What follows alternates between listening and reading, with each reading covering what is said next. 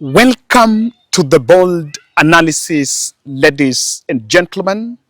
I am shooting this country in the green background, the county of Siaya. Thank you very much for supporting this podcast and also for supporting our 2 July projects.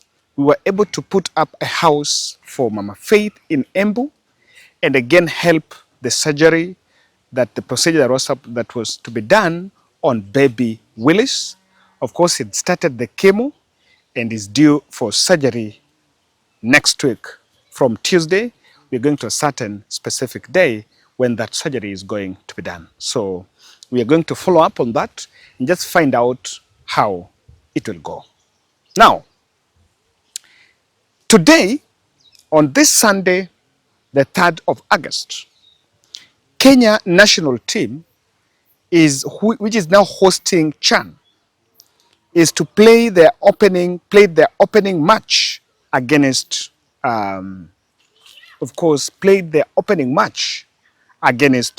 Congo. This football event that is being hosted by Kenya and Uganda, and the sport is a very important activity for nurturing youths. And of course, it is a prime time, it is a prime opportunity for the football fraternity in Kenya to show their talents and what they have to the rest of the world. Scouts are trooping in the country in their numbers to watch the talents, the young men and women who are going to represent their countries, and through this, they can get their way out of the continent. However, what I'm going to show you here is what Kenya has done is exporting their bad manners. It is very regrettable, and someone would fail to understand why the government of Kenya decided to buy the match tickets so that they can fill the stadium with pro-government audience. Okay, wadau, najua kesho ndio ile siku ya Harambee Stars, so kijua hauna ticket, si tutafutane hapo tujue venye watu wataingia Kasarani. Niko na ticket ya watu zaidi ya 100. Kasarani kesho ni kubaya. Tunataka support vijana waweke taifa mbele. So kama hauna ticket ndio hizi, tafuta Matakuwe Mobimba. Top level. Kesho Kasarani. And I need to tell you this.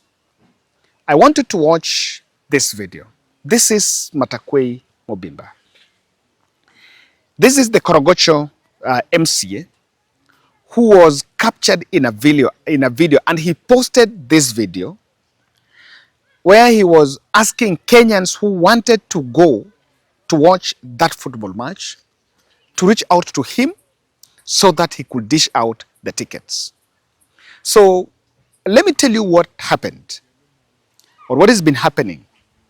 The influential bloggers and grassroots mobilizers, and of course political, and some who are just people who are within working with some youth groups, that were sending messages in different WhatsApp groups, soliciting, of course, mobilizing pro-government audience to get the tickets so that they could watch the Kenya versus DR Congo match.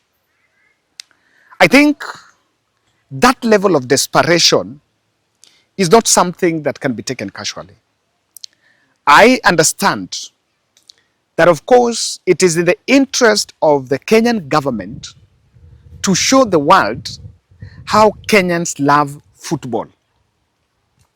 And if the stadium would be filled, then it will work. Secondly, the football match that is going to be played is also an opportunity for the CHAN, of not even CHAN, is also an opportunity for CHAN to make money because they get collection that is done. worldwide, or the corporate practice on football ticketing, football matches, is online ticketing. In this day and era, where government had an option, and which is the best one, the football fraternity, to ensure they do online ticketing, we are shocked to see people carrying paper tickets that they want to hand over those tickets to party loyalists, or rather the government loyalists.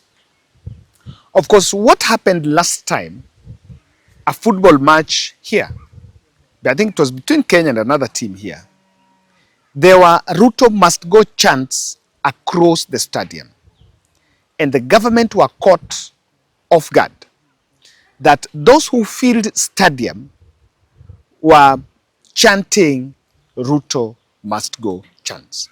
And I know that even throughout this competition, if Kenya is going to play a team and probably Kenya loses that match, there would be Ruto must go chance, or they will take the slightest opportunity where you have Kenyans in their numbers, their hundreds, their thousands.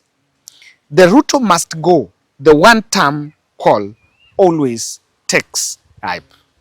And at this point, because this match is being watched across the continent, it was going to be an opportunity to see what is happening. And I just don't know what is the stake.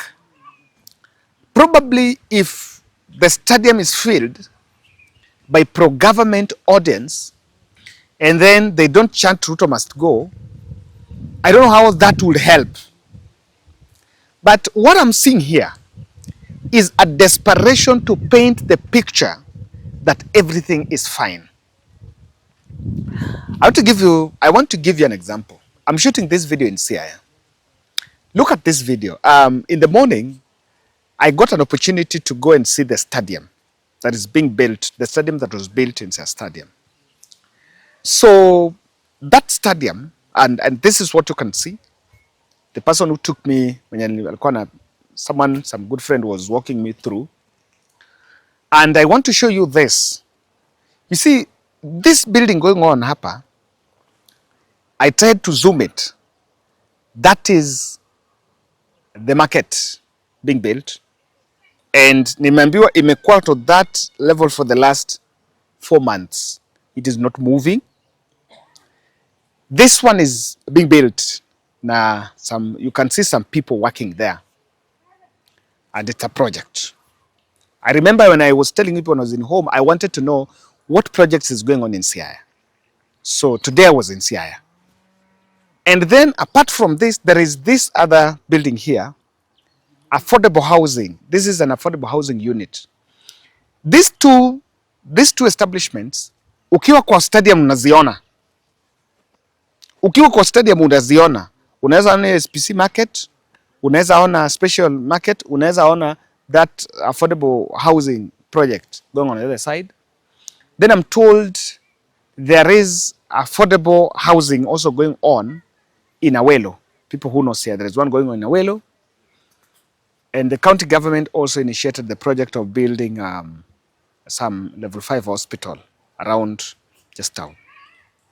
That is Siaya town.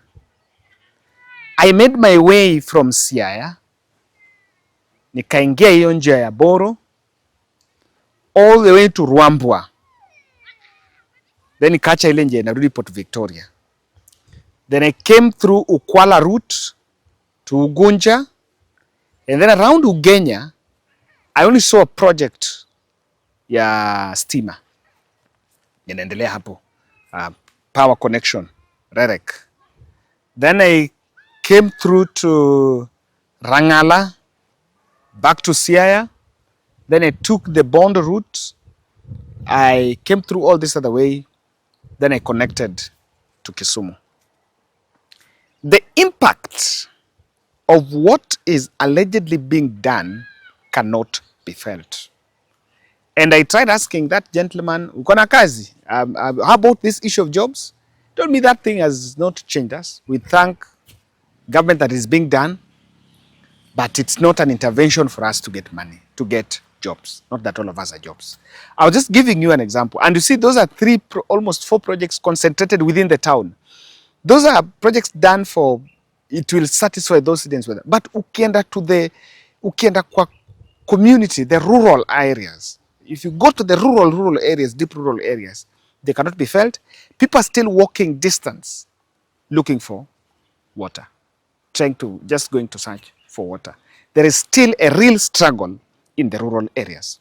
Now, this is what I was saying. I was giving you just that example to show you that while we can posture and we want to buy tickets for people to get to the stadium, and we can try to create a posture that all is well, the truth of the matter is that all is not well. Yes. But why would government buy the tickets? So, kwa stadium, kulikuwa na stampede. There are some people who had bought these tickets. Some people were just given even fake tickets. They were told to go there. So they had to scale the fence. They breached the security protocols there and made their way to the stadium in protest of what had happened. That politicians actually bought the tickets. And it's bad. And because this is starting, because this football is starting, I think in this podcast we need to warn the government not to meddle with sports. Sports with politics don't always get along. Especially, in fact, I remember during the World FIFA Club Champions where Chelsea won, there was a question of the presence of Trump. And it was said that the trophy should not be lifted when Trump is in the field, Trump atoke. But Trump stayed there all through. And the players were really confused of what then they need to do. There was a brief that they will only lift the trophy when Trump is not there. So here's a situation where we had fought so desperate for attention that politicians are now meddling with sports. They should leave loyal sports fans to go to field to watch.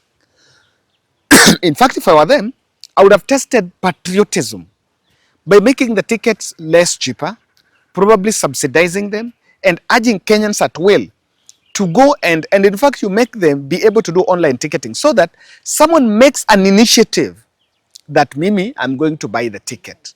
Or even if that person is spending 100 or 200 shillings, that he or she is going to buy the ticket. But that would have been an intelligence gathering. You know, they would have gathered how many people have bought the ticket from Nairobi. Because most of the games are in Nairobi, not the rural folks. It's not the rural folks buying those tickets. Those tickets are being bought by people in the cities. So I think I want to meddle, I want to warn the state.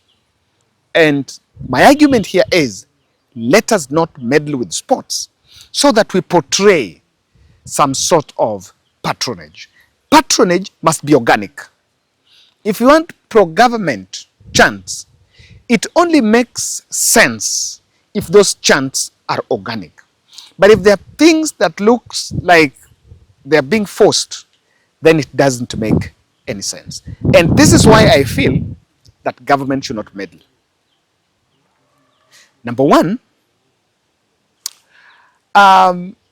we are likely, political tension inside the stadium is likely to blow up. Of course, is likely to blow up amidst the matches. I want to imagine you've paid people to go and chant 2-term. And then there are Kenyans genuinely who think things are not right.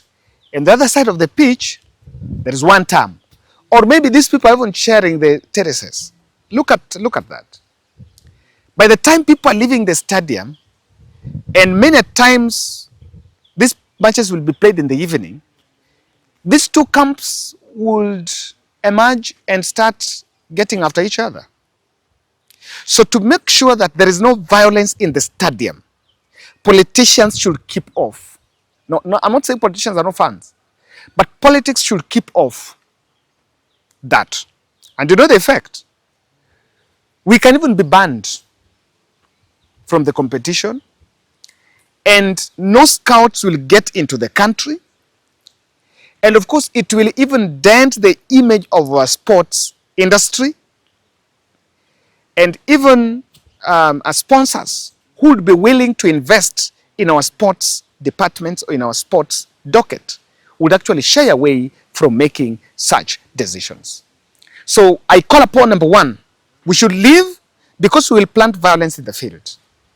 The second reason is this: we should keep off sports. Politicians should keep off. Because when you deny genuine sports fans an opportunity to enjoy the match and get in it, we are actually bringing acrimony as of, for example, these people that will be putting on football jerseys, and then because mtu anasema mtavaa nguo ya UDA ama vaa nguo ya two term, that is going to cause havoc, and it's not in a good it's not something good for the country at this point to make. Now, when we invest political interests in the sports, what will be the likely outcome?